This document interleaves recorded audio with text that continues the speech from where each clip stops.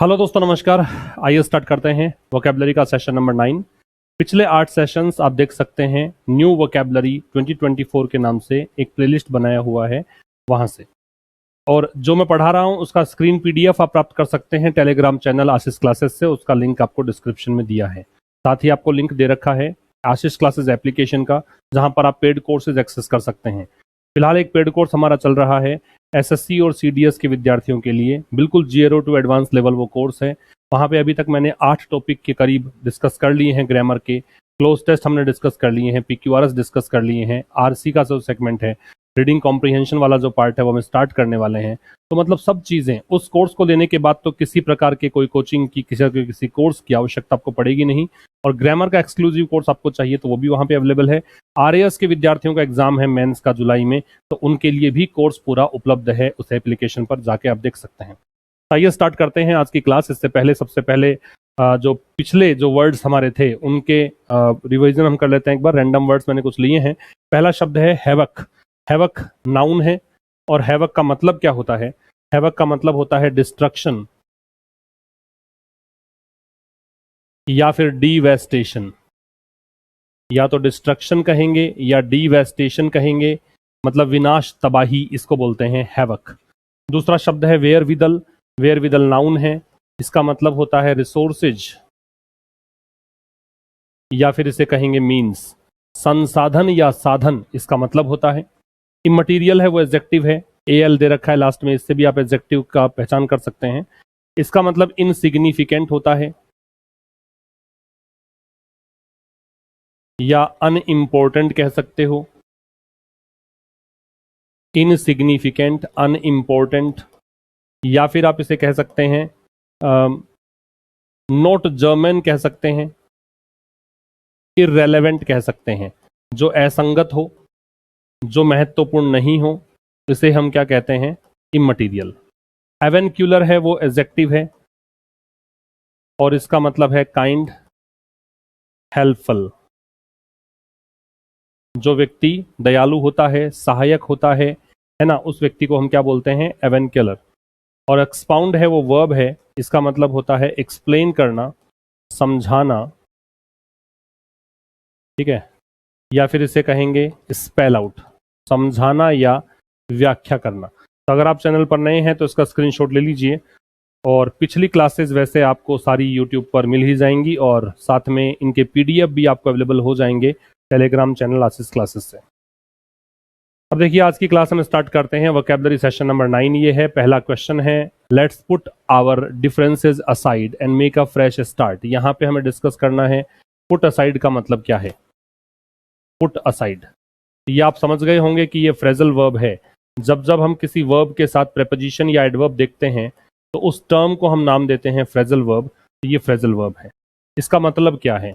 इसका मतलब होता है, पुट असाइड का मतलब इग्नोर करना, ओवरलुक करना कह सकते हो, ठीक है ना। मतलब उपेक्षा करना, अनदेखी करना, ये इसका मतलब होता है। डिसरिगार्ड भी आप कह सकते हैं इसके लिए। तो क्या मतलब है? अनदेखी करना। हम एंड में एक बार फिर से इन वर्ड्स को रिवाइज करेंगे, तो आपको ये सारे वर्ड्स मेरे साथ साथ ही याद करते चलना है। इग्नोर, ओवरलुक, डिसरिगार्ड इसके सिनोनिम्स हैं, ठीक है। क्या मतलब हुआ? अनदेखी करना। तो क्या मतलब है? Let's put our differences. Differences का मतलब मतभेद होता है। तो चलो हमारे मतभेद हम एक तरफ रखते हैं, मतलब एक तरफ रखना भी हो सकता है, मेक ए फ्रेश स्टार्ट, और नई शुरुआत करते हैं।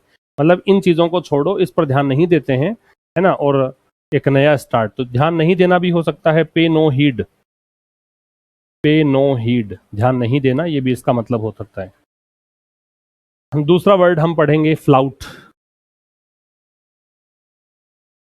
फ्लाउट यहाँ पे वर्ड कैटेगरी इसकी वर्ब है, क्योंकि मोटरसाइकिलिस्ट जो है वो सब्जेक्ट है, ये इसकी वर्ब है। लिख लीजिए, फ्लाउट क्या है? वर्ब है, ठीक है। इसका मतलब क्या है? डिसओबे कह सकते हो, मतलब आज्ञा की अवहेलना करना। क्या हो सकता है? डिसओबे कह सकते हो आप इसको, आज्ञा की अवहेलना करना, ठीक है। और एक और वर्ड आपको मैं बताऊं इसमें इंपॉर्टेंट, डिफाई यूज कर सकते हो। किसी को चुनौती देना, तो आज्ञा की अवहेलना करना, आज्ञा की अवहेलना करना, किसी की आज्ञा का पालन नहीं करना, ये मतलब होता है किसका? फ्लाउट का। क्या मतलब हुआ? Many motorcyclist flout the law, बहुत सारे मोटरसाइकिल चलाने वाले कानून का उल्लंघन करते हैं बाय नॉट वेयरिंग हेलमेट्स, कैसे? हेलमेट ना पहनकर, उसको वेयर पढ़ते हैं, याद रखिएगा। तो डिसओबे और डिफाई, नोट डाउन करिए इसको, डिसओबे और डिफाई।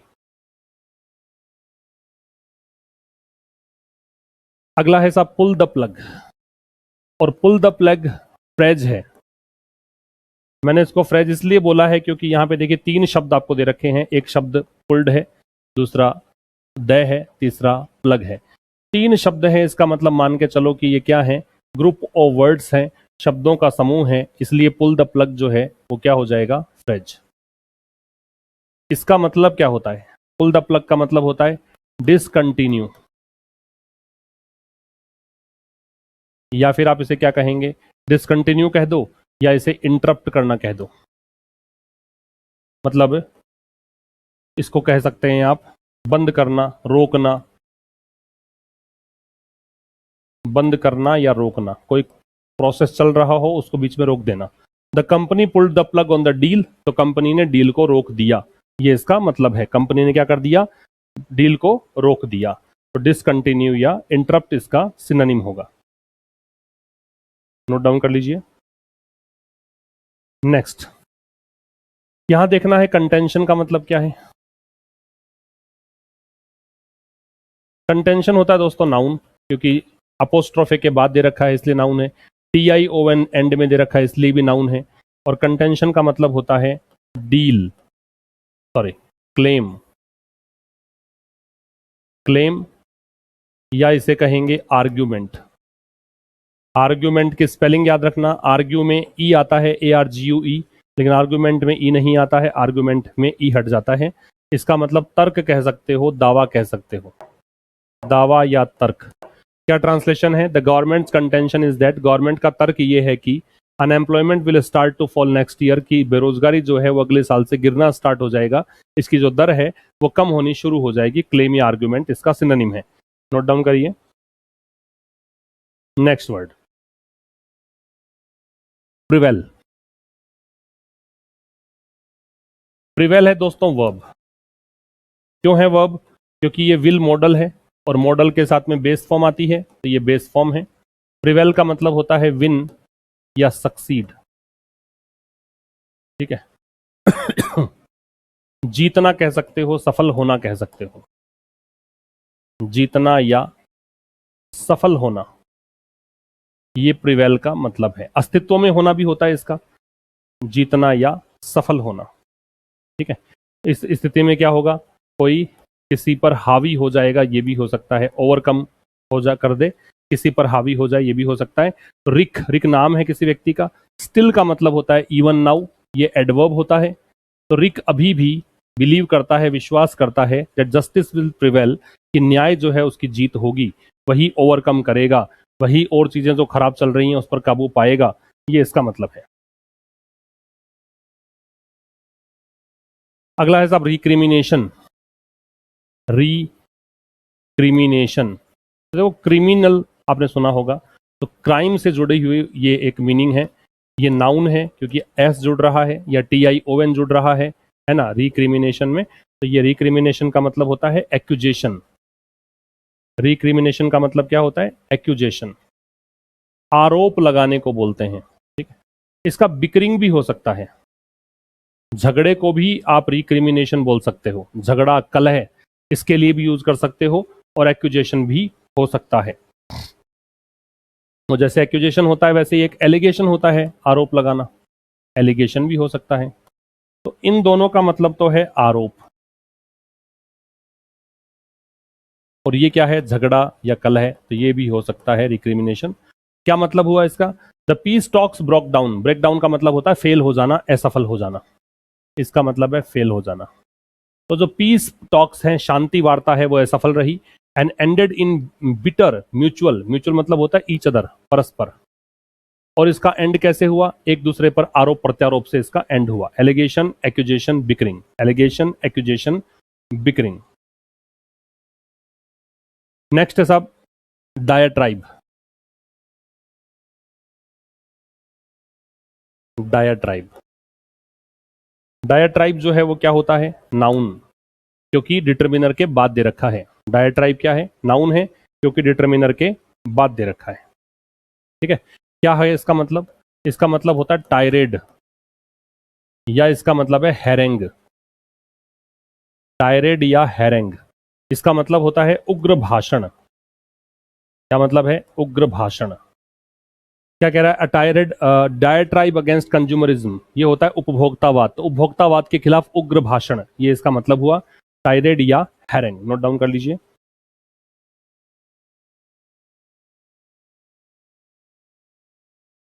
नेक्स्ट पे आइए, what a political row.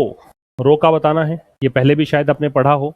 Row noun है क्योंकि पॉलिटिकल एडजेक्टिव है, डिटर्मिनर के बाद दूसरा शब्द है, तो नाउन है। तो देखो इसका मतलब होता है ब्रॉल, इसका मतलब होता है फ्रे या स्क्वेबल या डिस्प्यूट। झगड़े को बोलते हैं झगड़ा। ब्रॉल, फ्रे, स्क्वेबल, डिस्प्यूट लिख लीजिएगा। ब्रॉल, फ्रे, स्क्वेबल, डिस्प्यूट। ठीक है, आर्ग्यूमेंट हो ही सकता है, बहुत सिंपल सी बात आर्ग्यूमेंट तो। ठीक है, क्या मतलब है, what was a political row over government policy on Europe. जो एक राजनीतिक विवाद था गवर्नमेंट पॉलिसी को लेकर यूरोप पर, है ना, तो गवर्नमेंट ने पॉलिसी बनाई थी यूरोप को लेकर, उस पर जो एक राजनीतिक विवाद था, is fast becoming a diplomatic row. अब वो बहुत तेजी से एक कूटनीतिक विवाद में बदल रहा है। बिटवीन फ्रांस एंड ब्रिटेन, किस किस के बीच में, फ्रांस और ब्रिटेन के बीच में। ये इसका ट्रांसलेशन है, ब्रॉल, फ्रे, स्क्वेबल और डिस्प्यूट। ठीक है, नेक्स्ट अगला है मार। मार जो है वर्ब है, दिख ही रहा है, वर्क, वर्क के साथ थर्ड फॉर्म दे रखी है तो वर्ब हो गया। और इसका मतलब होता है स्पॉइल करना, खराब कर देना, हर्ट करना, डैमेज करना। ठीक है ना, मतलब एक प्रकार क्षतिग्रस्त करना होता है ये, क्षतिग्रस्त करना। क्या मतलब होता है इसका, क्षतिग्रस्त करना इसका मतलब होता है। तो celebrations were marred by the drunken fight. Drunken fight का मतलब शराब पीने के बाद जो झगड़ा हुआ, उससे जो उत्सव मन रहा था, सेलिब्रेशन जो हो रहा था, वो उसको मार कर दिया गया, उसको स्पॉइल कर दिया गया, उसको खराब कर दिया गया, उसको डैमेज कर दिया गया। ये इसका मतलब है। ठीक है, तो एक प्रकार से नुकसान पहुंचाना इसका मतलब है, हार्म भी कह सकते हो, स्पॉइल, हर्ट, डैमेज या हार्म। और एक अंतिम शब्द आज की क्लास का हम देखेंगे, most of these phenomena can be subsumed. इसको सबस्यूम भी बोलते हैं, ब्रिटिश इंग्लिश में स्यूम ये आता है, और अमेरिकन में सबसूम्ड उसमें यह नहीं आता है। दोनों उच्चारण हो सकते हैं, सबसूम भी पढ़ सकते हो, सबशूम भी पढ़ सकते हो। ये वर्ब है क्योंकि आप देख रहे हैं बी के साथ दे रखा है, तो वर्ब की थर्ड फॉर्म है ये। और सबसूम का मतलब क्या है, इंक्लूड करना है या एनकम्पास करना है या इनकॉर्पोरेट करना है। इसको हिंदी में कहिएगा शामिल करना। क्या कह सकते हो, शामिल करना। ये इसके मतलब होते हैं include, encompass, incorporate. Most of these phenomena, phenomena जो है वो फिनोमिनन का प्लूरल होता है, ये भी याद रखना। फिनोमिनन, कोई स्वाभाविक घटना जो होती है उसको फिनोमिनन, ये प्लूरल है फिनोमिना। तो ये जो घटनाएं हैं कैन बी सबसूम्ड, उनको शामिल किया जा सकता है दो ब्रॉड कैटेगरीज में, मतलब दो बड़ी जो श्रेणियां हैं उनमें इनको शामिल कर सकते हैं। ठीक है, इसको इंटीग्रेट भी कहते हैं, शामिल करना। ठीक, समावेशित करना। ये हो गए सब 10 वर्ड्स, एक बार रिवीजन करेंगे मेरे साथ। हैवक है डिस्ट्रक्शन और डिवेस्टेशन, नाउन था। वेयर विदल है वो रिसोर्सेज या मीन्स, नाउन है। इमटीरियल है वो एडजेक्टिव है। अनइंपॉर्टेंट, इनसिग्निफिकेंट इसको कह सकते हैं। नॉट जर्मेन कह सकते हैं, इरेलेवेंट कह सकते हैं। एवेंक्यूलर है वो एडजेक्टिव है। काइंड या हेल्पफुल होता है। एक्सपाउंड है वो वर्ब है। स्पेल आउट या एक्सप्लेन होता है। फिर हमने शुरू की थी आज की क्लास, इसमें हमने बात की थी पुट असाइड। पुट असाइड एक फ्रेजल वर्ब है, इसका मतलब इग्नोर या ओवरलुक करना है, अनदेखी करना है। ठीक है, पे नो हीड करना है, ध्यान नहीं देना है। फिर है फ्लाउट, फ्लाउट डिसओबे करना या फिर डिसरिगार्ड करना है।